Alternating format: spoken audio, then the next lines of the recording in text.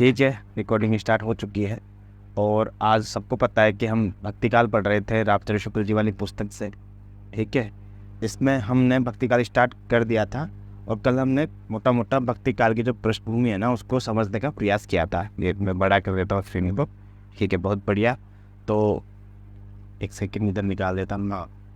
ठीक है, मेरी आवाज़ आ रही है ना सबको बढ़िया से? ठीक है यार, सच बताओ तो बहुत बढ़िया टॉपिक हमने स्टार्ट किया है। इतना बेहतरीन टॉपिक है भक्तिकाल कि भक्तिकाल अभी शुरू ही हुआ है सही तरीके से। अभी तो कुछ हमने इसका डिटेल में पढ़ा भी नहीं है, किस प्रकार से धाराओं में डिवाइड किया है। अभी तो शुक्ल जी ने बस इंट्रोडक्शन दिया है कि किस प्रकार से भक्तिकाल का आरंभ, भक्तिकाल का साहित्य किस प्रकार से शुरू होता है। ठीक है ना, उसमें बताया कि किस प्रकार से सिद्ध साहित्य का क्या योगदान है, नाथ साहित्य का क्या योगदान है, कबीर का जो साहित्य है उसने कहाँ कहाँ से चीज़ें, मतलब कहाँ कहाँ से उन्होंने, मतलब जो पृष्ठभूमि थी कबीर साहित्य की, कहाँ कहाँ से निर्माण हुआ था कबीर के सिद्ध, कबीर के साहित्य की। उसमें हमने पढ़ा कि वैष्णव से अहिंसावाद लिया था, प्रपत्तिवाद लिया था, सूफियों से जो प्रेम की जो खुमारी होती है ना जिसे बोलते हैं प्रेम तत्व लिया था। तो विभिन्न विभिन्न जगह से अलग अलग चीज़ें ली उन्होंने। नाथों से लिया था वो हठ योग की साधना। और जिस जगह जिस चीज़ की कमी थी ना, जो उनको अच्छी नहीं लगी थी, जो उस चीज़ को निस्सार करती है, निस्सार इन द सेंस मतलब नीरस करती है ना, जो मतलब फीका कर देती है। प्रेम तत्व में जो वो आत्मी चाहिए ना जिसे बोलते हैं प्रेम की खुमारी या प्रेम का जो उदात्त निरूपण जिसे कहते हैं, वो नहीं आ पाया है। तो उस चीज़ को कबीर ने अलग से स्वयं से स्वनिर्मित किया है। ऐसा बिल्कुल कबीर भी वही निर्गुण ब्रह्मा की साधना करते हैं, ऐसा बिल्कुल। तो हमने वो भी पढ़ा कल की निर्गुण साधना के कौन कौन निर्गुण साधना करते हैं, कौन कौन सगुण साधना करते हैं। ठीक है ना। और निर्गुण साधना में हमने पढ़ते पढ़ते थोड़ा सा पढ़ा था अपने नामदेव जी के बारे में कि किस प्रकार से नामदेव जी का संबंध ज्ञानदेव से किस प्रकार है। ठीक है ना। और खेचरनाथ कैसे उनको गुरु के रूप में मिले हैं, कथाएं वगैरह पढ़ी हमने, पंक्तियाँ पढ़ी कि पांडे तुम्हारा खेत लोंदे का खेत खाती थी, है ना। और जात वो वाली पंक्तियाँ थी ना, कौन सी थी वो कि जी वो भी थी। और एक वो थी ना कि पानी घर में मिलाया ना, हम नहीं होते तुम नहीं होते कौन कहाँ से आया। रुको, यहाँ पे लिखी हुई है ऊपर, हमने जहाँ पढ़ा था वहाँ पे कि हाँ बिल्कुल बिल्कुल बिल्कुल, माई न होता बाप न होता, है ना, कर्म न होता काया, हम नहीं होते तुम नहीं होते कौन कहाँ से आया। ये पंक्तियाँ इंपॉर्टेंट है, ये हमने पढ़ी थी। इसके अलावा मैंने आपको इम्पोर्टेंट पंक्तियाँ ये भी बताई थी जब हम पढ़ रहे थे, हिंदू पूजे देहरा मुसलमान मस्जिद, नामा सोये सेविया जहाँ देहरा न मस्जिद। अर्थात दूसरी पंक्ति में नामा शब्द आ गया तो हो सकता है ये पूछी ना जाए, पर पहली पंक्ति बहुत बार पूछी गई है। बहुत आसान पंक्तियाँ हैं पर बहुत महत्वपूर्ण पंक्तियाँ हैं। इन पंक्तियों को पढ़कर कभी भी है ना आपको ये भ्रम हो सकता है कि ये पंक्तियाँ हो सकता है कबीर की हो, है ना। इसलिए इन पंक्तियों को आप कबीर का मत समझना, ये पंक्तियाँ नामदेव जी की पंक्तियाँ हैं। ठीक है, ये मैंने राइट टिक कर दिया है इसलिए। ठीक है, इस प्रकार से हमने अलग अलग पंक्तियाँ पढ़ी थी, है ना। इसके अलावा हमने आगे पढ़ा था कि किस प्रकार से नामदेव जो थे पहले निर्गुण पंथी थे या निर्गुण साधना, पहले सगुण पंथी थे बाद में निर्गुण पंथी हो गए ना। किस प्रकार से पहले सगुण विश्वास करते थे, सगुण ब्रह्मा में यानी कि सगुण ईश्वर में, बाद में निर्गुण ईश्वर में विश्वास करते हैं। ठीक है ना, ये हमने पढ़ी थी। और आगे जब ये टॉपिक चल रहा था तो उसमें पैराग्राफ यहाँ से शुरू करना था हमको। पहली शाखा भारतीय ब्रह्म ज्ञान और योग साधना को लेकर तथा उसमें सूफियों के प्रेम तत्व को मिलाकर उपासना के क्षेत्र में अग्रसर हुई थी। बहुत बढ़िया। और सगुण के खंडन में उसी के जोश के साथ तत्पर रही। पहली शाखा कौन सी हो गई, क्योंकि जब इन्होंने बताया था हमको कि हम एक पढ़ते हैं सगुण धारा और एक निर्गुण धारा, तो पहली जो शाखा थी वो निर्गुण धारा थी। निर्गुण धारा के अंदर हम पढ़ते हैं संत काव्य और सूफी काव्य। फिर सगुण धारा के अंदर हम पढ़ते हैं राम काव्य और कृष्ण काव्य। तो जो पहली शाखा है ना जिसे बोलते हैं, उसमें बोलते हैं कि भारतीय ब्रह्म ज्ञान योग साधना को लेकर चली। इसमें सूफियों के प्रेम तत्व को मिलाकर उपासना उपासना के क्षेत्र में अग्रसर हुई और सगुण के खंडन में उसी जोश के साथ तत्पर रही। ठीक है, एक बार मैं माइक सेट कर देता हूँ, एक बार माइक थोड़ा सा मुझे लगता है गड़बड़ कर दे। चलो बहुत बढ़िया। तो अग्रसर हुई सगुण के खंडन में उसी जोश के साथ तत्पर हुई जिस जोश के साथ पैगंबरी मत, बहुदेव उपासना और मूर्ति पूजा आदि के खंडन में रहते थे। इस शाखा की रचनाएं साहित्यिक नहीं है ना। और सबसे महत्वपूर्ण चीज़ जो सबसे मेरी फेवरेट है वो मैंने कल पढ़ी, क्योंकि शुक्ल जी को जितना पढ़ो उतना कुछ ना कुछ नया मिलता है, कि कबीर एकेश्वरवादी थे या बहुदेववादी थे। तो इस तथ्य को हमने जाना कि एकेश्वरवादी ठीक है वो होते हैं जो एक ईश्वर को मानते हैं, पर एकेश्वरवाद का संबंध कहीं ना कहीं खुदा से जोड़ा जाता है, अर्थात जो मुगलों का जो धर्म है ना उससे जोड़ा जाता है मुसलमानों से, कि एकेश्वरवाद वहाँ एक खुदा है।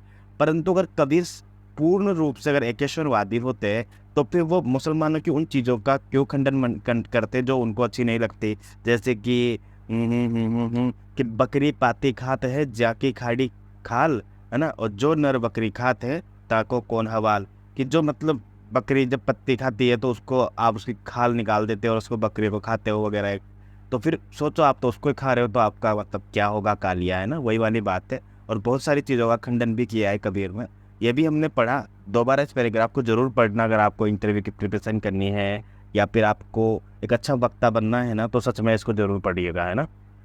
तो पैगंबरी बहुदेव उपासना और मूर्ति पूजा आदि के खंडन में रहते हैं। इस रचना की साहित्यिक नहीं है, इस शाखा की रचना साहित्यिक नहीं है, फुटकल दोहे या पदों के रूप में है जिनकी भाषा और शैली अधिकतर अव्यवस्थित और ऊट-पटांग है। अब ये तो अंधा भी देख के बता देगा कि ये किस शाखा की बात हो रही है ना। कबीर आदि दो एक प्रतिभा संपन्न संतों को छोड़कर औरों में तो ज्ञान मार्ग की सुनी सुनाई बातों का ही पृष्ठपोषण होता है तथा हकियों की बातों को कुछ रूपक बद्दी तुकबंदियों में भक्ति रस में मग्न करने वाली सरसता भी बहुत कम पाई जाती है। बात यह है कि इस पंथ का प्रभाव शिष्ट और शिक्षित जनता पर नहीं पड़ा है, क्योंकि उसके लिए न तो इस पंथ में कोई नई बात थी न कोई नया आकर्षण था। बहुत अच्छी बात कही है इन्होंने ये बात, क्योंकि एक बात बताइए, तुलसी जैसे जो आदमी है, तुलसी जैसे हो गए एक प्रकार से, वो शिष्ट भी है शिक्षित भी है, एक प्रकार से शास्त्रों का ज्ञान तो है सही कम से कम उनको, है ना। तो वही चीज में इसलिए नहीं पढ़े हैं क्योंकि उनको पता है कि सगुण अगुण नहीं कुछ भेदा, ना ये पंक्ति आती है ना निर्गुण, हम रामचरितमानस पढ़ते हैं तो वही वाली बात है कि न नया आकर्षण था, संस्कृत बुद्धि संस्कृत हृदय और संस्कृत वाणी का वो विकास इस शाखा में नहीं हो पाता है जो शिक्षित समाज को अपनी ओर आकर्षित करता है। पर अशिक्षित और निम्न श्रेणी की जनता पर इन संत महात्माओं को बड़ा भारी उपकार है भाई।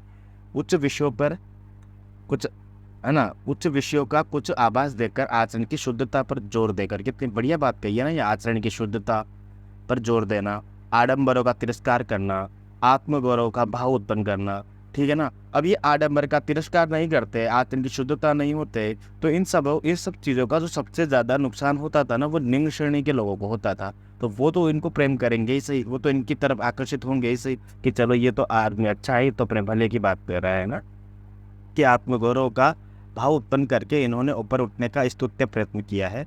पाश्चात्य ने इन्हें जो धर्म सुधारक की उपाधि दी है वो इसी बात को ध्यान में रखकर दी है, ठीक है। दूसरी शाखा शुद्ध प्रेम मार्ग की सूफी कवियों की है, दूसरी शाखा है शुद्ध प्रेम मार्ग की सूफी कवियों की है, जिनकी प्रेम गाथाएं वास्तव में, देखो कोई निर्गुण धारा एक सगुण धारा, निर्गुण धारा के अंदर पहली शाखा है संत शाखा जिसे बोलते हैं हम ज्ञानाश्रय शाखा, और दूसरी है प्रेम मार्ग की शाखा, ठीक है, जिसे संत काव्य सूफी काव्य रामकुमार वर्मा ने नाम दिया था, लेकिन शुक्ल जी ने तो क्या नाम दिया था अपने, ज्ञानाश्रय शाखा, ज्ञानाश्रय शाखा और प्रेम मार्ग की शाखा, ठीक है ना। दूसरी शाखा शुद्ध प्रेम मार्ग की सूफी कवियों की है, जिनकी प्रेम गाथाएं वास्तव में साहित्य कोटि के भीतर आती है। इस शाखा के सब कवियों ने कल्पित कहानियों के आधार पर प्रेम मार्ग का महत्व दिखाया है। इन साधक कवियों ने लौकिक प्रेम के बहाने पर उस प्रेम तत्व का आभास दिया है जो प्रियतम ईश्वर से मिलाने वाला है। इन प्रेम कहानियों का विषय तो वही साधारण होता है, अर्थात किसी राजकुमारी का राजकुमारी के अलौकिक सौंदर्य की बात सुनकर उसके प्रेम में पागल हो जाना, घर बार छोड़कर निकल जाना, कष्ट वगैरह आपत्तियां झेलकर अंत में राजकुमारी को प्राप्त करना।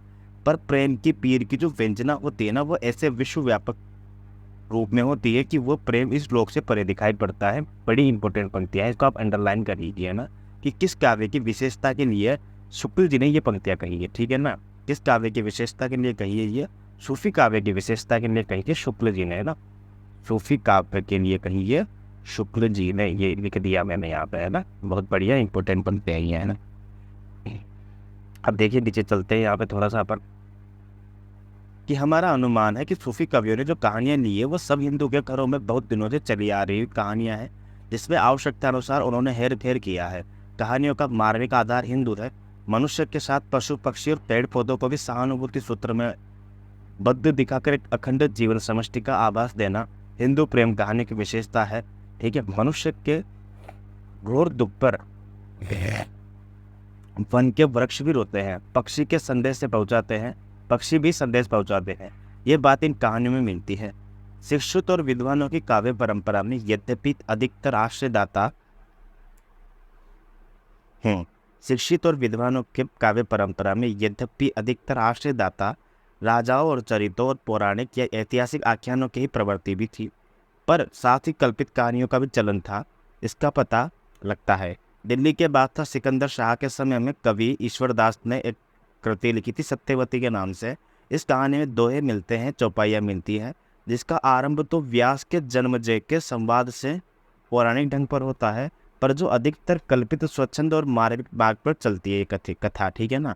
और वनवास के समय पांडवों को मार्कंडेय ऋषि मिलते हैं जिन्होंने ये कथा सुनाई थी। और ये तो आपको पता है कि हमारे हिंदू धर्म की जो कथा चलती है, कहीं ना कहीं उसमें कोई ना कोई कथा कोई ना कोई संत सुनाते ही हैं, चाहे वो रामचरितमानस ही क्यों ना हो, है ना। वनवास के समय पांडवों को मार्कंडेय ऋषि सुनाते हैं कि मथुरा के राजा चंद्र उदय को कोई संतति नहीं थी, ठीक है। ये ईश्वरदास की जो है ना सत्यवती कथा, उसकी कथा है ये सत्यवती कथा, बहुत बढ़िया। कि मथुरा के एक राजा थे चंद्र उदय के नाम से, जिनको कोई पुत्र नहीं था या पुत्र पुत्री नहीं था। शिव की तपस्या करके उन्होंने वर से, है ना, राजा को सत्यवती नाम की कन्या हुई, बहुत बढ़िया, वरदान के रूप में। जब कुमारी हुई तब वो नित्य एक सुंदर सरोवर में स्नान करके शिव का पूजन किया करती थी।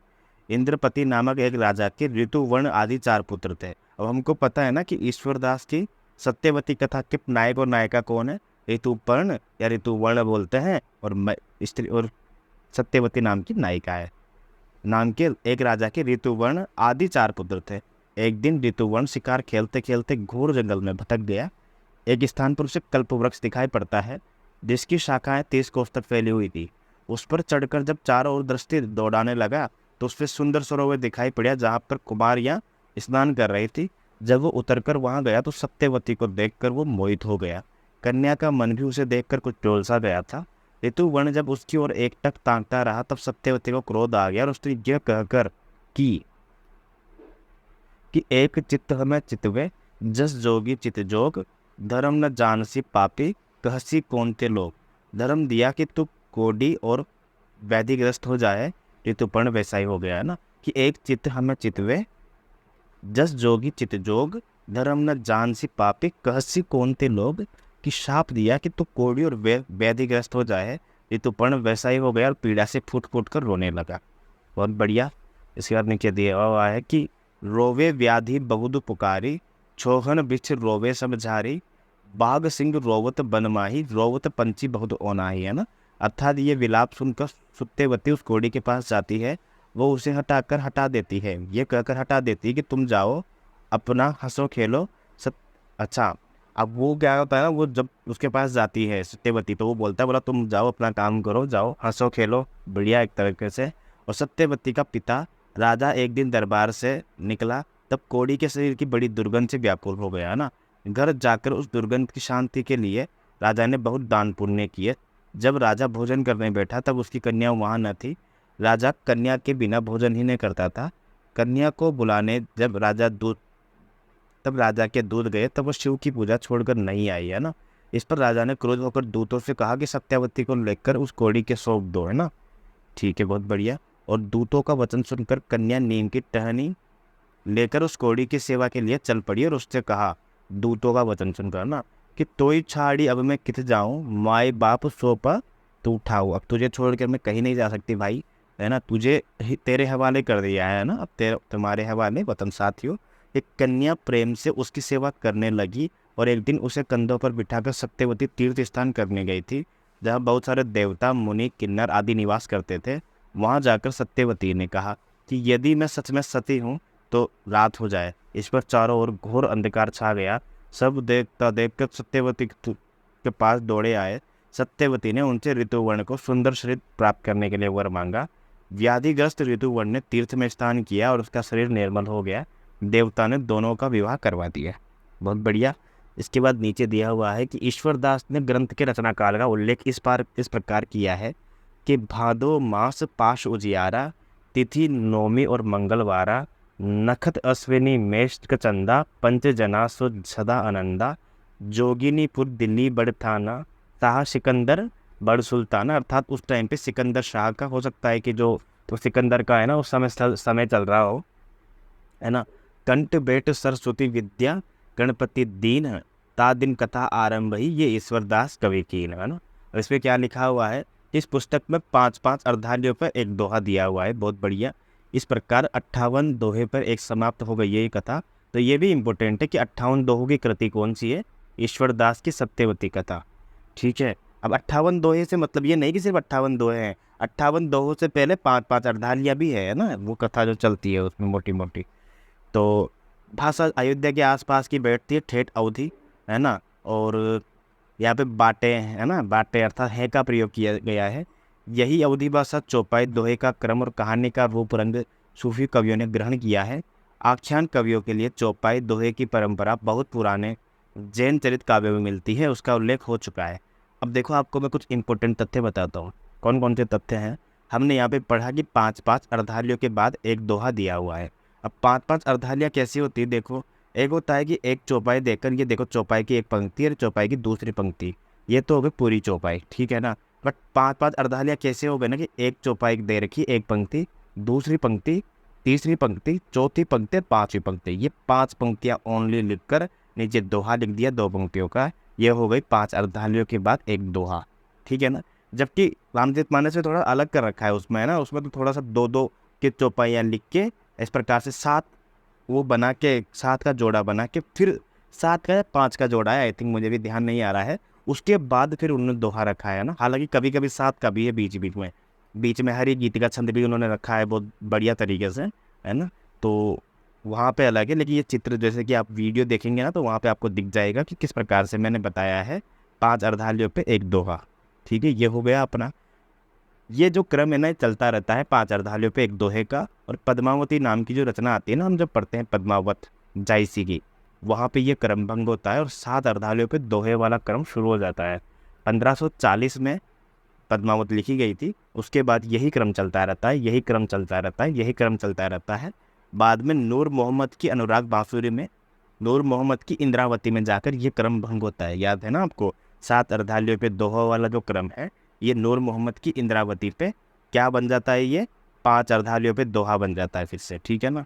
अब आप कहोगे फिर मंझन की मधुमालती, अब जो इंटेलिजेंट लड़के हैं जो बहुत सारे टाइम से स्टूडेंट से जो तैयारी कर रहे हैं उनको पता है कि पद्मावत के बाद एक रचना आई थी मधुमालती। अब पद्मावत के बाद जब 7 अर्धालियों पे एक दोहा रखा ही जाना था, तो फिर तो उसके बाद आई हुई मधुमालती में भी 7 अर्धालियों के बाद एक दोहा होना चाहिए, लेकिन ऐसा नहीं है। अपवाद स्वरूप एकमात्र यही रचना ऐसी है, ठीक है ना, जिसमें 5 अर्धालियों पे एक दोहा है। बाकी इसके बाद की सभी रचनाओं में 7 अर्धालियों के बाद दोहा है। ये हुई ईश्वरदास की सत्यवती कथा की बात, ठीक है ना। अब देखो शुक्ल जी क्या कहेंगे इसके बारे में कि सूफी रचनाओं में जो ईश्वरदास की सत्यवती कथा है ना, ये सबसे ओल्ड है, सबसे ज़्यादा पुरानी है, ठीक है, सबसे पुरानी है। अब इसका मतलब अगर ये सबसे पुरानी है तो इसका समय हम 1501 मानते हैं। और शुक्ल जी जो पहली कृति मानते हैं वो मानते हैं कुतुबन की मृगावती को, और इसका समय भी 1501 मानते हैं, और कुछ विद्वान 1503 मानते हैं। जब शुक्ल जी ने कहा है कि सूफियों में सबसे प्राचीन ईश्वरदास की सत्यवती कथा है, और शुक्ल जी ने पहली कृति कुतुबन की मृगावती माना है, अर्थात वो ईश्वरदास की सत्यवती कथा को पहली सूफी रचना नहीं मानता है। हालांकि प्राचीन कृति तो मानता है, अवधि की प्राचीन कृति है ना, कि अवधि की बहुत प्राचीन कृति है, परंतु पहली सूफी रचना नहीं मानता है, मृगावती को मानता है। तो इससे ये सिद्ध होता है कि क्रम से अगर हम लगाएंगे तो ईश्वरदास की सत्यवती कथा को हम पहले क्रम से अवश्य लगा सकते हैं, पर कुतुबन की मृगावती को बाद में ही लगाएंगे दूसरे नंबर पे। वो बात अलग है कि कुतुबन की मृगावती को शुक्ल जी ने पहली सूफी रचना माना है, ठीक है। और जब हम नोट्स पढ़ते हैं, मैं जब हिंदी साहित्य का इतिहास आपको पढ़ाता हूँ, वहाँ पर हमने विस्तार से चर्चा की हुई है कि हिंदी साहित्य के इतिहास में पहली सूफी रचना नगेंद्र जी ने कौन सी मानी है, ठीक है ना, और बुल्ला दाऊद की चंदायन राम कुमार वर्मा ने मानी है, और वही सर्वमान्य मत है कि अगर सीधा प्रश्न आए कि पहली सूफी रचना कौन सी है, तब आपको लगाना है मुल्ला दाऊद की चंदायन। लेकिन अगर शुक्ल जी का अनुसार पूछा जाए, नगेंद्र के अनुसार पूछा जाए, तब हमारा आंसर बदल जाएगा, ठीक है। यहाँ तक कोई डाउट हो तो बता रहा आप मुझे। अगला पैराग्राफ पढ़ते हैं हम यहाँ से कि सूफियों के प्रेम प्रबंधों में खंडन मंडन की बुद्धि को किनारे रखकर मनुष्य के हृदय को स्पर्श करने का ही प्रयत्न किया गया है। जिससे इनका प्रभाव हिंदू और मुसलमान दोनों पर समान रूप से पड़ता है। बीच बीच में रहस्यमय प्रोक्स की ओर जो मधुर संकेत मिलते हैं वे बड़े हृदयग्राही होते हैं। कबीर में जो रहस्यवाद मिलता है वो बहुत कुछ उन पारिभाषिक संख्याओं के आधार पर है जो वेदांत और हठ योग में निर्दिष्ट है। बहुत बढ़िया। पर इन प्रबंधकारों ने जिस रहस्यवाद का आभास होता है बीच बीच में दिया है उसके संकेत स्वाभाविक और मर्मस्पर्शी है। शुद्ध प्रेम मार्गी सूफी कवियों की शाखा में सबसे प्रसिद्ध है जायसी। बहुत बढ़िया। जिनकी पद्मावत हिंदी काव्य क्षेत्र में एक अद्भुत रत्न है। ये पंक्तियाँ 1000 बार पूछी गई है, ठीक है ना। किनकी पंक्तियाँ? शुक्ल जी की पंक्तियाँ हैं कि शुद्ध प्रेम मार्गी सूफी कवियों की, ये पंक्तियाँ मैं अंडरलाइन कर देता हूँ यहाँ पे, रुको एक सेकेंड। कि शुद्ध प्रेम मार्गी सूफी कवियों की शाखा में सबसे प्रसिद्ध जायसी हुए हैं जिनकी पद्मावत हिंदी काव्य क्षेत्र में एक अद्भुत रत्न है। ये पंक्तियाँ पूछी गई है कि हिंदी काव्य क्षेत्र में अद्भुत रत्न पद्मावत को किसने कहा है? शुक्ल जी ने, शुक्ल जी ने, शुक्ल जी ने, पिताजी ने, पिताजी ने, पिताजी ने। ठीक है, याद रखिएगा, बड़ी इंपॉर्टेंट पंक्तियाँ हैं ये। अगला पैराग्राफ देखिएगा कि अपना भावनात्मक रहस्यवाद या भावात्मक रहस्यवाद लेकर सूफी जब भारत में आए तब उन्हें यहाँ पे केवल साधनात्मक रहस्यवाद योगियों, रसायनियों और तांत्रिकों में मिला। बड़ी इंपॉर्टेंट बात है। इससे सिद्ध होता है कि संत साहित्य में साधनात्मक रहस्यवाद की प्रवृत्ति ज़्यादा मिलती है जबकि सूफी साहित्य में भावनात्मक रहस्यवाद की प्रवृत्ति ज़्यादा मिलती है। अतः हम कह सकते हैं कि सूफी साहित्य में साधनात्मक रहस्यवाद गौण मात्रा में मिलता है और भावात्मक रहस्यवाद प्रधान है, जबकि संत साहित्य में साधनात्मक रहस्यवाद ज़्यादा है जबकि भावनात्मक रहस्यवाद गौण है।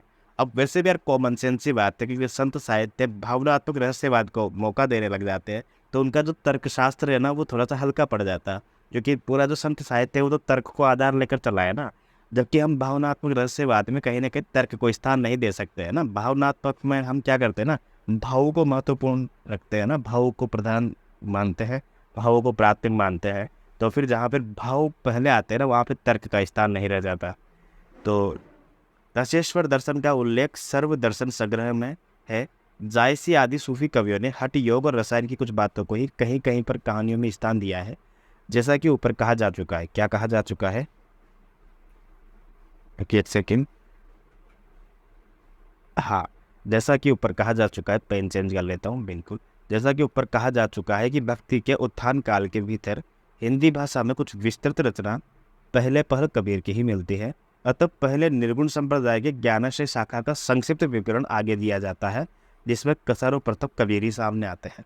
देखो ऊपर क्या लिखा हुआ है कि भक्ति काल के उत्थान के भीतर हिंदी भाषा में कुछ विस्तृत रचना पहले पहल कबीर की ही मिलती है। जबकि हमको पता है कि संत साहित्य के या फिर निर्गुण धारा के प्रवर्तक हम नामदेव को मानते हैं, लेकिन निर्गुण धारा के निर्गुण शाखा के निर्दिष्ट प्रवर्तक कबीर को मानते हैं। सारी पंक्तियाँ हमने पढ़ी थी, अंडरलाइन भी की थी और उनको हमने विस्तार से समझा भी था। ठीक है, अब क्या लिखा हुआ है अगले पैराग्राफ में? सर्वप्रथम कबीरदास जी के सामने आते हैं। ठीक है, अगला टॉपिक देखो आप, बहुत बढ़िया। पूर्व मध्य काल, भक्ति काल, ठीक है, निर्गुण धारा, ज्ञानाश्रय शाखा, प्रकरण संख्या 2 हमारा स्टार्ट हो रहा है यहाँ से। ठीक है, शुक्ल जी की पुस्तक से पढ़ते हैं। तो पहले तो सामान्य परिचय पढ़ा था हमने, है ना। वीरगाथा काल के अंदर जब आदिकाल हमने पढ़ा था उसके अंदर हमने 4 प्रकरण पढ़े थे। अब हम भक्ति काल पढ़ रहे हैं जिसे पूर्व मध्य काल भी कहा है। उसके अंदर टोटल 6 प्रकरण है। पहला प्रकरण पूरा हो चुका है, दूसरा प्रकरण शुरू कर रहे हैं। ठीक है, कबीर इनकी उत्पत्ति के संबंध में, इसकी उत्पत्ति के संबंध में, इनकी कबीर की उत्पत्ति के संबंध में बहुत सारे प्रवाद प्रचलित हैं। कहते हैं कि काशी में स्वामी रामानंद का एक भक्त ब्राह्मण था जिनकी विधवा कन्या को स्वामी जी ने पुत्रवती होने का आशीर्वाद फूल से दे दिया था। ठीक है, विधवा कन्या को, ठीक है ना, और आशीर्वाद फूल से दे दिया था। हालांकि ये इतनी काम की चीज़ें हैं नहीं, पर ठीक है, याद होना चाहिए। हमारे जो आदर्श कवियों में नाम आता है कबीर का, तो हमें मोटी मोटी तथ्य याद होना चाहिए। हालांकि जो विवादित तथ्य होते हैं उनको याद रख के कोई फ़ायदा नहीं है। फल ये हुआ कि उसे एक बालक उत्पन्न हुआ जिसे वो लहर तारा के ताल के पास फेंक आई थी। अली या नीरू नाम का जुलाहा उस बालक को अपने घर उठा लाया था और पालने लगा। यही बालक आगे चलकर कबीरदास हुआ था। कबीर का जन्मकाल जेठ सुदी पूर्णिमा सोमवार विक्रम संवत 1456 माना जाता है। कहते हैं कि अब ये पंक्तियां हैं ना जेठ सुदी पूर्णिमा वाली, ये श्याम सुंदर दास भी लिखते हैं क्योंकि कबीर ग्रंथावली का संपादन श्याम सुंदर दास जी ने किया है, उसमें भी ये तथ्य मिलता है। ठीक है, अब 1456 में से आप माइनस करो 57, ठीक है ना, 1456 में से आप माइनस करोगे 57 तो मोटा मोटा 1398 के आसपास बैठता ही है ना। मतलब एग्जैक्ट तो 1399 बैठता है ये, ठीक है ना। इसके बाद हम देखते हैं, कहते हैं कि आरंभ से ही कबीर में हिंदू भाव से भक्ति करने की प्रवृत्ति लक्षित होती थी, जिसे उनके पालने वाले माता पिता न दबा सके। वे राम राम जपा करते थे और कभी कभी माथे पर तिलक भी लगा लेते थे। इससे सिद्ध होता है कि उस समय में स्वामी रामानंद जी का प्रभाव खूब बढ़ रहा था और छोटे बड़े ऊंच नीच सब तृप्त हो रहे थे। अब जाहिर सी बात है, कभी कभी माथे पर तिलक भी लगा लेते थे। अब इससे ये तो सिद्ध होता नहीं है ना कि पहला कोई भी आदमी बचपन से ही महान पैदा होता है या बचपन से ही ज्ञानी पैदा होता है। धीरे धीरे तरीके से समझ में आती है और कोई दिक्कत नहीं है तिलक लगाने में, कोई भी ऐसी गलत बात नहीं है। बस ये है कि हर चीज़ का रीज़न पता होना चाहिए हमको, ऐसा है। अगर नहीं भी लगा रहे हैं तो उसका कारण पता होना चाहिए, क्यों नहीं लगाना है, उसका तर्क तर्क के साथ, है ना। और लगा भी रहे हैं तो उसका भी तर्क के साथ, है ना। हालांकि व्हाट्सएप यूनिवर्सिटी पर ये कारण चलता है कि तिलक लगाने से हमारे यहाँ पे एक नश होती है जिससे हमारा केंद्रिता बनी रहती है। बिल्कुल फेक है, बिल्कुल झूठ है। वो नस हमारे यहाँ पे होती नहीं है जहाँ पे तिलक लगाते हैं, वो तो हमारी जो ये बोएँ हैं ना आँख के ऊपर, यहाँ पे होती है। पर ठीक है, ये कुछ मीडिया वाले होते हैं, आईटी सेल्स वाले, ये कुछ तथ्यों को, है ना, मतलब एकदम भारी मात्रा में करते हैं और फिर बताते हैं कि देखो आप इतने बढ़िया धर्म से हो और आपके साथ इतना अच्छा हो रहा है ना, आप सर्वश्रेष्ठ हो। और फिर बाद में बताते हैं कि आपके साथ इतना अत्याचार हो रहा है ना, बहुत पहले से आपके साथ अत्याचार होता आ रहा है, आपको आवश्यकता है एक नायक की, फलाना ढिमका, मैं क्या ही जाऊँगा साहब बिल्कुल अंदर तो डीप में। तो ये है कि रामानंद का प्रभाव खूब बढ़ रहा था और छोटे बड़े ऊंच नीच। और जबकि हमारे हिंदू धर्म में जो तिलक है उसका महत्व अलग है, व्हाट्सएप यूनिवर्सिटी के अलावा उसमें हर एक तिलक का अलग अलग महत्व है। 3 तिलक लगाते हैं तो उसमें मतलब शिव जी के जो शिव संप्रदाय है उसका एक अलग तिलक होता है, राधा वल्लभ संप्रदाय का अलग तिलक होता है, जिसमें वो अलग अलग प्रतीकों को निरूपित करता है ना। वो श्रद्धा का विषय है एक प्रकार से। ऊंच नीच सब तृप्त हो रहे थे। अभी अतः कबीर पर भी भक्ति का ये संस्कार बाल्यावस्था से ही पड़ने लगा था। अगर कबीर पर भी ये संस्कार बाल्यावस्था से यदि पड़ने लगा हो तो कोई आश्चर्य की बात नहीं है भाई। रामानंद जी के महात्म्य को सुनकर कबीर के हृदय में शिष्य होने की लालसा जगी। ऐसा प्रसिद्ध है कि एक दिन वह, ये इंपॉर्टेंट तथ्य है जो हम पढ़ रहे हैं ना, कि ऐसा प्रसिद्ध है कि एक दिन वह एक पहर रात रहते ही घाट की सीढ़ियों पर जा पड़े, जहाँ से रामानंद जी की स्नान करने के लिए उतरा करते हैं। तो स्नान को जाते समय अंधेरे में रामानंद जी का पैर कबीर के ऊपर पड़ गया। रामानंद जी बोल उठे, राम राम कहे राम राम। कबीर ने इसी गुरु मंत्र को मार लिया। वह अपने गुरु रामानंद जी का शिष्य कहने लगे थे, है ना, अपने आप को। वे साधुओं का सत्संग भी रखते थे और जुलाहे का काम भी करते थे। कबीर पंथ में मुसलमान भी थे, ठीक है ना। जो कबीर पंथ है ना, उस कबीर की जो एक प्रकार से जो ग्रुप है ना, उसमें उनका कहना है कि कबीर ने प्रसिद्ध सूफी मुसलमान फ़कीर शेख तकी से दीक्षा ली है ना, ये वो लोग मानते हैं, है ना। जबकि जो हिंदू है जो वो मानते हैं कि रामानंद से है। तो दोनों नाम ही विख्यात है, दोनों ही प्रश्न आ सकते हैं। वे उस सूफी फ़कीर को ही कबीर का गुरु मानते हैं। आरंभ से ही कबीर हिंदू भाव की उपासना की ओर आकर्षित हो रहे थे। अतः उन दिनों जब रामानंद जी की बड़ी धूम थी, अवश्य वे उनके सत्संग में सम्मिलित रहते होंगे। जैसा आगे कहा जाएगा, रामानुज की शिष्य परंपरा में होते हुए रामानंद जी के भक्ति का एक अलग उदार मार्ग निकाल रहे थे, जिसमें जाति पाति का भेद और खान पान का आचार दूर दूर तक दिया गया था। अतः इसमें कोई संदेह नहीं है कि कबीर को राम राम रामानंद जी से ही प्राप्त हुआ था। पर आगे चलकर कबीर के राम रामानंद के राम से भिन्न हो गए हैं। अतः कबीर को वैष्णव संप्रदाय के अंतर्गत नहीं ले सकते हैं। कबीर ने दूर दूर तक देशाटन किया है और हठ योगियों तथा सूफी मुसलमानों फ़कीरों का भी सत्संग किया है। अतः उनकी प्रवृत्ति का निर्गुण उपासना की ओर दृढ़ हो गई है। अद्वैतवाद को स्थूल रूप का कुछ परिज्ञान उन्हें रामानंद जी के सत्संग से पहले ही था। फल यह हुआ कि कबीर के राम धनुर्धर साकार राम नहीं रह गए, वह तो ब्रह्म के पर्याय हो गए हैं ना। बड़ी इंपॉर्टेंट तथ्य हैं सारे के सारे। ये कबीर के राम रामानंद के राम से किस प्रकार से भिन्न है, क्योंकि रामानंद के जो राम थे वो तो भगवान विष्णु के अवतार राम है ना, जो 24 अवतारों में से एक है। लेकिन कबीर के अनुसार वो 24 अवतारों में से जो राम है ना, वो सारे के सारे एक ही हैं, वो कोई भिन्न नहीं है। पूरी सृष्टि में जो परम ब्रह्मा है ना, वो सिर्फ एक ही है और वो राम ही है। वो दशरथ सुत त्रिलोक बखाना, वो दशरथ के पुत्र राम नहीं है भाई। वो तो मतलब वो राम है जो दशरथ को भी उन्होंने पैदा किया होगा, बल्कि ऐसा है भाई। वो तो वो राम है जो सब पूरी सृष्टि के हेतु भी सिर्फ राम ही है। तो उस रूप में राम को समझा है उन्होंने। इसीलिए ये पंक्तियाँ मैंने 1000 बार आपको बताई थी कि दशरथ सुत त्रिलोक बखाना, राम नाम का मरम है आना। और हमेशा मैं पंक्तियाँ है ना सबसे लास्ट में करवाता हूँ एक साथ, एग्ज़ाम की पर्पज़ से, है ना, अलग से ही, और इसीलिए करवाता हूँ मैं, क्योंकि मुझे पंक्तियाँ याद थी कि ये तुलसीदास की पंक्तियाँ मानकर लोग कंफ्यूज होंगे, जबकि ये पंक्तियाँ कबीर की है। और ये इसी साल RBSc असिस्टेंट प्रोफेसर 2024 को 17 मार्च के दिन पेपर में आई थी ये पंक्तियाँ। टाइम भी बता दूंगा, आप कहोगे तो 2:30 बजे से लेके 5:30 बजे वाले पेपर में, ठीक है ना, उसमें आई थी ये।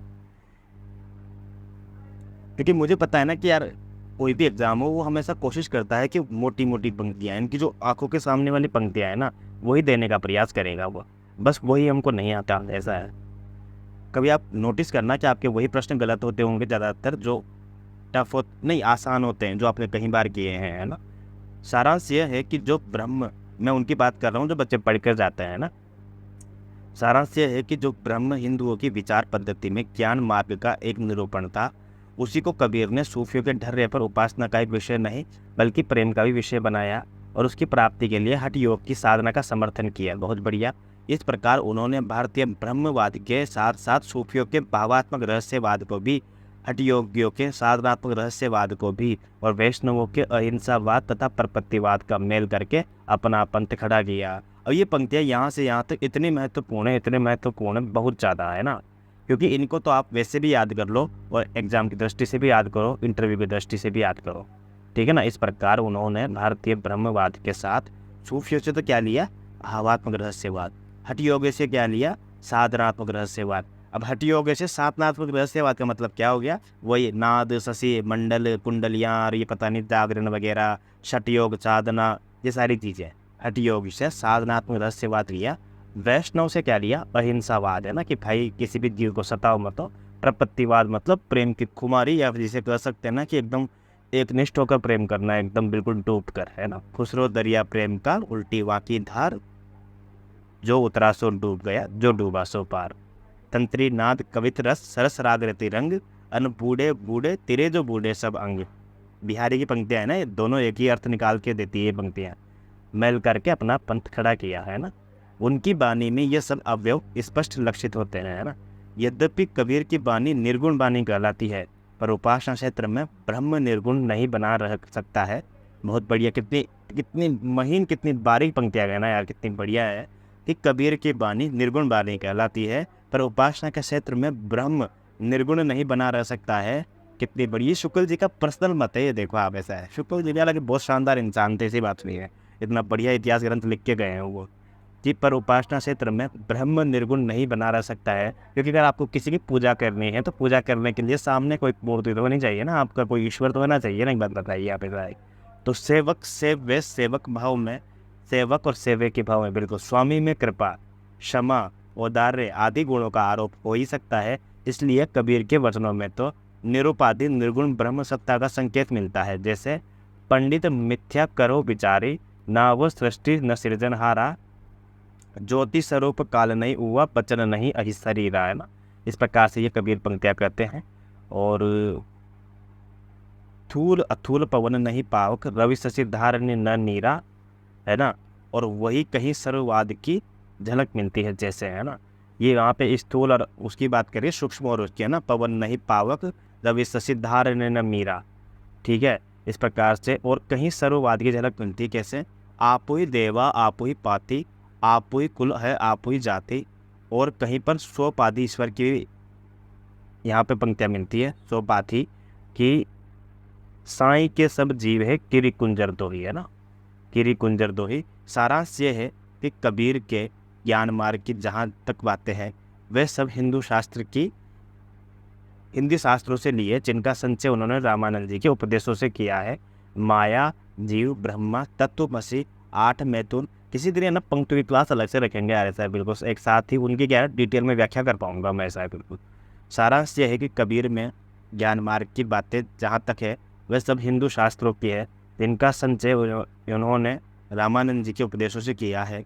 माया, जीव, ब्रह्म, तत्वमसी, 8 मैथुन, ठीक है, त्रिकुटी, 6 रिपु इत्यादि शब्दों का परिचय इन्होंने अध्ययन द्वारा नहीं किया है बल्कि सत्संग के द्वारा ही किया है। क्योंकि वे, जैसा कि प्रसिद्ध है कि कुछ पढ़े लिखे नहीं थे, है ना। अर्थात उपनिषद की ब्रह्म विद्या के संबंध में वो कहते हैं कि तत्वमसी इनके उपदेशा, ये उपनिषद कहे संदेशा, जान बलिक और जनक संवादा, दत्तात्रेय वह रस स्वादा।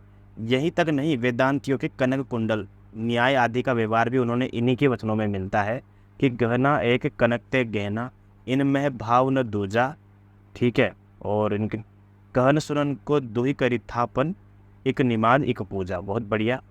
इस प्रकार उन्होंने हठ योग के साधनात्मक रहस्यवाद के कुछ सांकेतिक शब्द लिए हैं, जैसे चंद, सूर, नाद, बिंदु, अमृत, औंधा, कुआ को लेकर अद्भुत रूपक बांधते हैं, जो सामान्य जनता की बुद्धि पर पूरा आतंक जमाते हैं कि सूर समान चंद में दहु किया घर एक, और मन का चिंता तब भया कछु कुर्बिला लेख।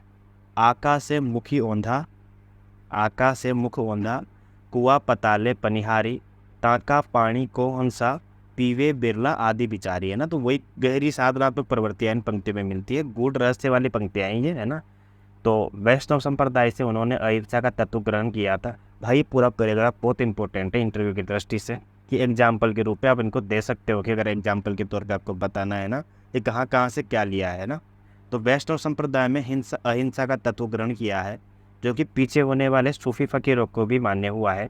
हिंसा के लिए वो मुसलमानों को बराबर फटकारते थे कि दिन भर रोजा रहत है, रात हनत है गाई, ये तो खून व बंदगी कैसी खुशी खुदाई। है ना। और अपनी देखी करत नहीं अहमक, कहत हमारे बडन किया, और उसका खून तुम्हारी गर्दन जिनको तुम उपदेश दिया। और बकरी पाती खात है, ताको काड़ी खाल, जो नर बकरी खात है तिनको कौन हवाल। ठीक है। उपयुक्त विवेचन से स्पष्ट है कि ज्ञान मार्ग की बातें कबीर ने हिंदू साधु सन्यासियों से ग्रहण की है।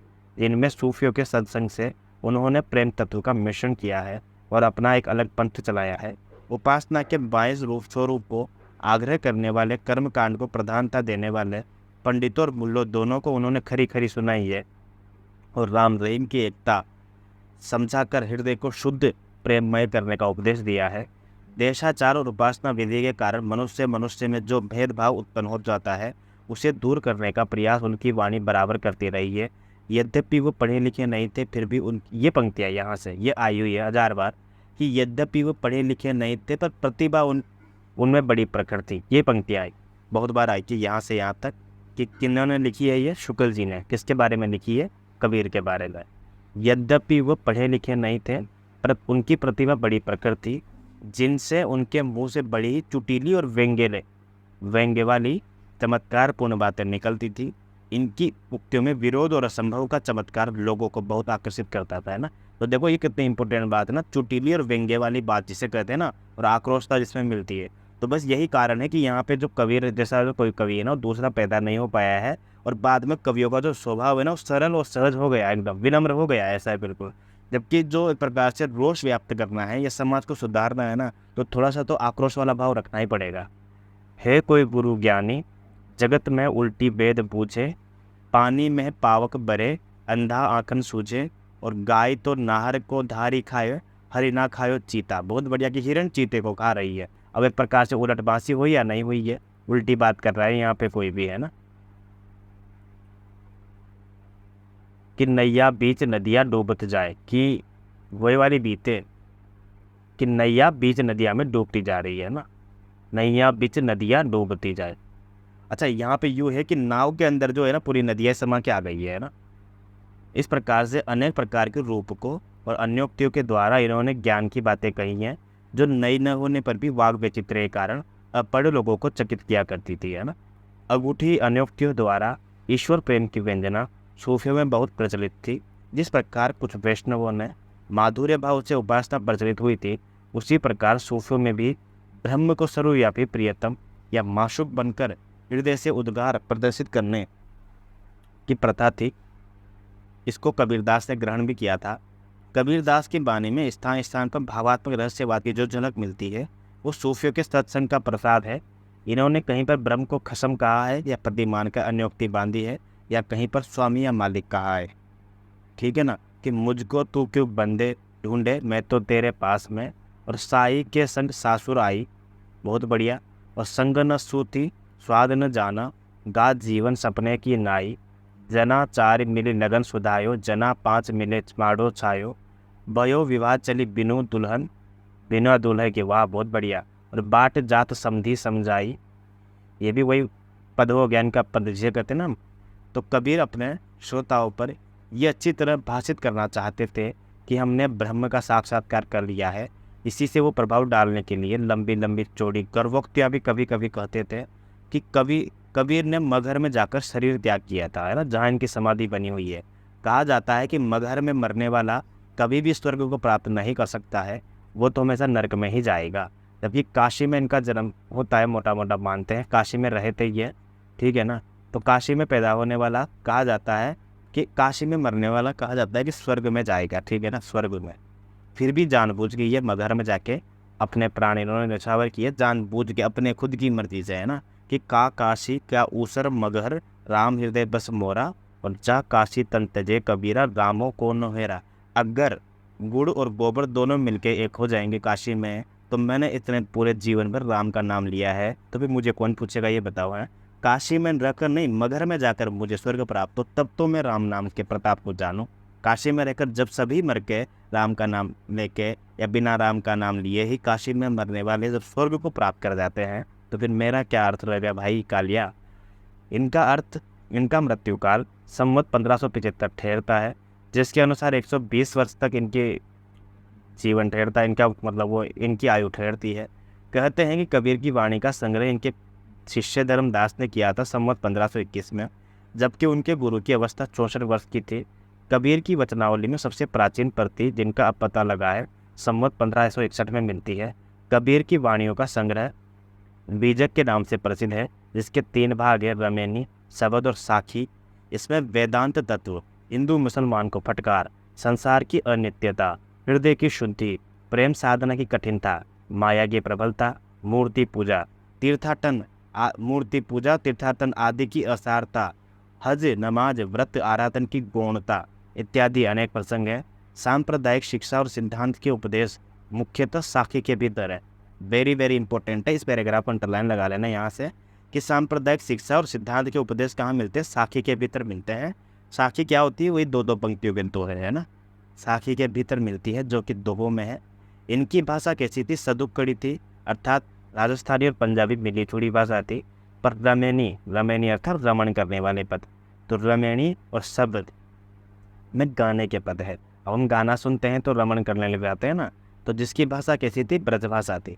अब सदुक्कड़ी भाषा में है ना, कभी भी ब्रजभाषा का मिक्सअप नहीं होगा, है ना। हो सकता है तमाम भाषा आ जाए इसमें, पंजाबी, राजस्थानी, पूर्वी, है ना, अवधी वगैरह, पर ब्रजभाषा का समन्वय नहीं होता। सिर्फ पद में, पद वाली जो भाषा है, यानी कि जो पद लिखे हैं रमण करने के लिए, उसमें ब्रजभाषा और कहीं कहीं पर पूर्वी बोली का व्यवहार है। खुसरो के तो कभी प्रश्न आ जाए ना कि हो सकता है कि सदुक्कड़ी भाषा में कौन सी भाषा सम्मिलित नहीं है, तो ब्रजभाषा को लगा देना है ना। खुसरो के गीतों की भाषा भी अब हम ब्रज दिखा आए थे, इससे स्पष्ट होता है कि गीतों के लिए काव्य की ब्रजभाषा स्वीकृत थी। कबीर का ये पद देखिए, हो भले कब देखोगी तोई, है ना, अहनिस आतुर दर्शन कारण ऐसी व्यापी मोही, और नैन हमारे तुमको चाहे रति न माने हार। और नीचे दिया हुआ है कि विरह अगिन तन अधिक जरावे ऐसी लेहु विचार। बहुत बढ़िया कि विरह के अग्नि की बात की जा रही है। सुनव हमारी दाद बुसाई अब जनी करहु अधीर, तुम धीरज में आतुर स्वामी कांचे भांडे नीर, और बहुत दिरन के बिछड़े माधो मन नहीं बांधो धीर। बहुत बढ़िया कि अब मन को धीर नहीं है, धीरज नहीं है, और देह छता तुम मिलहो कृपा करी आरती वंत कबीर। बहुत बढ़िया। सूर्य के पदों की भी यही भाषा मिलती है। अब ये पंक्तियाँ देखो नीचे वाली, ये 1000 बार क्या 1,00,000 बार पूछी गई पंक्तियाँ हैं ये, इसको अंडरलाइन कर लो कि भाषा बहुत परिष्कृत और परिमार्जित न होने पर भी, अब इतनी सारी पंक्तियाँ हमने पढ़ी, कबीर के पद पढ़े, अब इनमें से ज़्यादा पद महत्वपूर्ण नहीं है, वही पद इंपॉर्टेंट है जो बार बार पूछे जाते हैं। खास करके साखियाँ पूछी जाती है, जिसमें से हमने 10 स्तुतिवलोक बखाना वाली पढ़ी ली थी, है ना, और ईश्वर के सब जीव है क्या केरी गुंजर वाली जो पंक्तियाँ ना, वो वाली भी। अब ये पंक्तियाँ देखो आप कि भाषा बहुत परिष्कृत और परिमार्जित न होकर भी कबीर की उक्तियों में कहीं कहीं पर विलक्षण और प्रभाव चमत्कार है, कहीं कहीं विलक्षण और प्रभाव और चमत्कार है।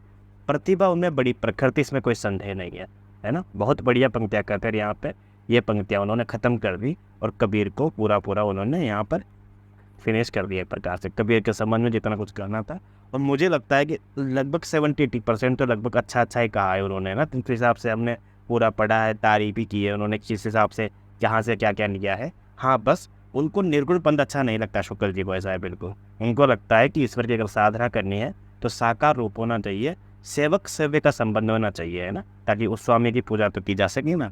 वही वाली बात है। एक सेकंड चार्ज लगाता हूँ। तो ये हमने पढ़ा, आगे हम रैदास पढ़ेंगे, या काफ़ी एक क्लास, या फिर थोड़ा सा पढ़ लें रैदास। चलो पढ़ लेते हैं थोड़ा सा, अभी तो टाइम है। रैदास या रविदास रामानंद जी के 12 शिष्यों में रैदास भी माने जाते हैं, ठीक है, जो जाति के चमार थे, ठीक है। कह रैदास खलास समारा, है ना, इन्होंने अपने कहीं पदों में चमार कहा भी है, जैसे कह रैदास खलास समारा और ऐसी मेरी जाति विख्यात चमार। ये पंक्तियाँ बहुत बार पूछी गई है और आप लगा भी दोगे, कोई दिक्कत नहीं है। कि ऐसा जान पड़ता है कबीर के बहुत पीछे स्वामी रामानंद के शिष्य हुए, क्योंकि अपने एक पद में इन्होंने कबीर और सेन नाई दोनों के तरने का उल्लेख किया है कि नामदेव कबीर त्रिलोचन साधना सेन तरे, कह रविदास सुनो रे संतव हरि जीवते सबई सरे। बहुत बढ़िया। कि कबीरदास के समान रैदास भी काशी के रहने वाले थे, और इसी बार पूछा गया है, यह तो प्रश्न है ना, कि रैदास के संबंध में कौन सा कथन गलत है, कि रैदास काशी के रहने वाले थे क्या? बिल्कुल, है ना। ये भी कि जाके कुटुंब सब ढोर ढोवत फिर अब अजब बनारस आस पासा। ये भाई जिसके कुटुंब में इतनी पीढ़ियों से सब मरे हुए जानवरों को ढोने का काम करते थे, आज देखो बनारस जैसे पवित्र जगह पे घूम फिर रहे हैं, शायद राजा बन गए, है ना। ये वाली पंक्तियाँ मिलती है, और ये पूछा गया था इसी साल असिस्टेंट प्रोफेसर में RPSC में, कि कबीरदास जो थे, कबीरदास के समान रैदास भी काशी के रहने वाले थे, इनके एक पद से भी यही पाया जाता है। और ये पंक्ति हमने पढ़ी नहीं, चाके कुटुंब सर ढो ढोवत। उसके बाद नीचे एक पंक्ति देखो आप, कि रैदास का नाम थन्ना और मीराबाई ने भी बड़े आदर के साथ लिया है, रैदास का नाम, ठीक है ना। अब ये किंवदंतियाँ मिलती है, और यही चीज़ आज के टाइम पे रूढ़ हो चुकी है कि रैदास जो है मीराबाई के गुरु है, ठीक है ना। जबकि हम शंभुनाथ सिंह मनोहर वाली बुक पढ़ते हैं तो उसमें इस चीज़ का भी खंडन किया गया है ना, जो कि मीरा पदावली के संपादक थे। रैदास की भक्ति भी निर्गुण ढांचे की जान पड़ती है, कहीं तो वे भगवान को सब में व्यापक देखते हैं, है ना। और रैदास, एक सेकंड कहाँ पे गया, हाँ, कहीं तो वो भगवान को सब में व्यापक देखते हैं। अतः सगुण और निर्गुण का समन्वय कहाँ पे मिलता है अपन को? रैदास जी की भक्ति में मिलता है ना। कि थावर जंगम कीट पतंगा पूरी रहो हरि राई, ये इतनी से पंक्तियाँ इंपॉर्टेंट है बस। थावर जंगम कीट पतंगा, है ना। और कहीं कर कबीर की तरह परात्पर की ओर संकेत करके कहते हैं, गुण निर्गुण नहीं कहियत नहीं जाके, है ना। ये वाली पंक्तियाँ भी इतनी खास इंपॉर्टेंट नहीं है वैसे तो, पर एक पंक्ति आएगी नीचे भी मैं बताऊंगा आपको, है ना, कि प्रभु जी तुम चंदन हम पानी वाली। लेकिन उसके वो जो पंक्तियाँ है ना, प्रभु जी तुम चंदन हम पानी, वो वहाँ से शुरू नहीं हो रही है, वो उसके ऊपर एक पंक्ति है वहाँ से शुरू हो रही है, वो पंक्तियाँ इंपॉर्टेंट है ना। वो पंक्तियाँ भी आएगी, बताऊंगा आपको। कि रैदास का अपना अलग प्रभाव और पछाँ की ओर जाना पड़ता है। रैदास का अपना अलग प्रभाव पछाँ की ओर जान पड़ता है। साधुओं का एक संप्रदाय है ना, जो फर्रुखाबाद और थोड़ा बहुत मिर्ज़ापुर में पाया जाता है, साधु संप्रदाय नाम से रैदास की ही परंपरा में कहा जा सकता है, क्योंकि उसकी स्थापना वीरभान उदयदास ने की है। वीरभान उदयदास के शिष्य ने की है, वीरभान उदयदास के शिष्य ने की है। तो ये प्रश्न पूछा गया है कि साधु संप्रदाय का संबंध किससे है? तो साधु संप्रदाय का संबंध है अपने रैदास जी से, है ना। बिल्कुल, रैदास से संबंध है साधु संप्रदाय का, ये पूछा भी गया है वैसे। तो वीरभान उदयदास के शिष्य थे। अच्छा, वीरभान जो है वो उदयदास के शिष्य थे। उदयदास रैदास के शिष्यों में माने जाते हैं।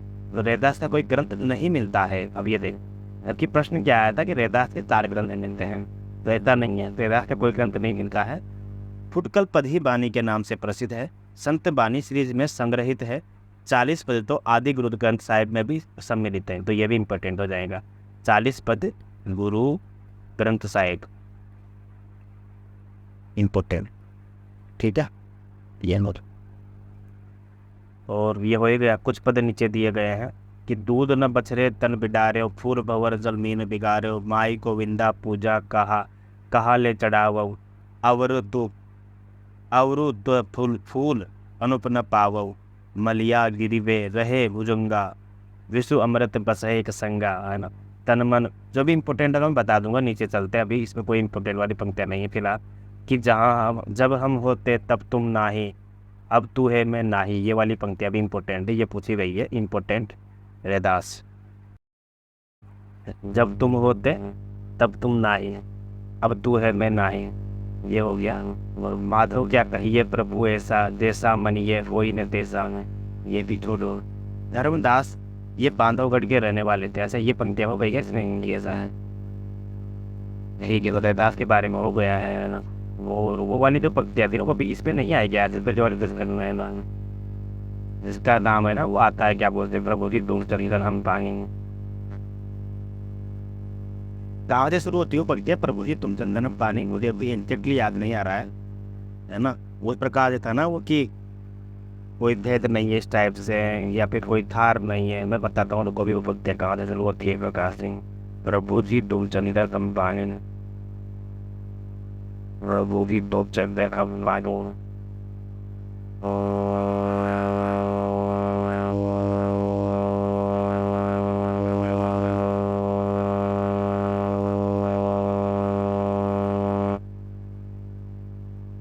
प्रभु जी दो चक्कर, बिल्कुल बिल्कुल बिल्कुल बिल्कुल बिल्कुल। यही वाली पंक्तियाँ मैं लिख देता हूँ यहाँ पे वीडियो में। ये अब कैसे छूटत राम नाम रख लागी, ठीक है ना। इसके बाद शुरू होती है प्रभु जी तुम चंदन हम पानी, बहुत बढ़िया है ना ये वाली पंक्ति है ना। ये भजन भी आता है, तो वेरी वेरी इंपॉर्टेंट है ये। और रैदास की पंक्तियाँ हैं, ठीक है ना, बहुत बढ़िया। धर्मदास को पढ़ेंगे इसके बाद अपन, ठीक है। तो ये अपन बाद में करेंगे, ये वाली क्लास में है ना लगभग 51-52 मिनट की रिकॉर्डिंग भी हो चुकी है। तो मुझे लगता है कि नॉर्मल क्लास में इतना ही रिकॉर्ड होना चाहिए, ताकि पढ़ने वाले सुनने वाले भी बोर ना हो। बाकी बने अगली वाली क्लास अपन जल्दी ही रिकॉर्ड कर लेंगे, ठीक है ना।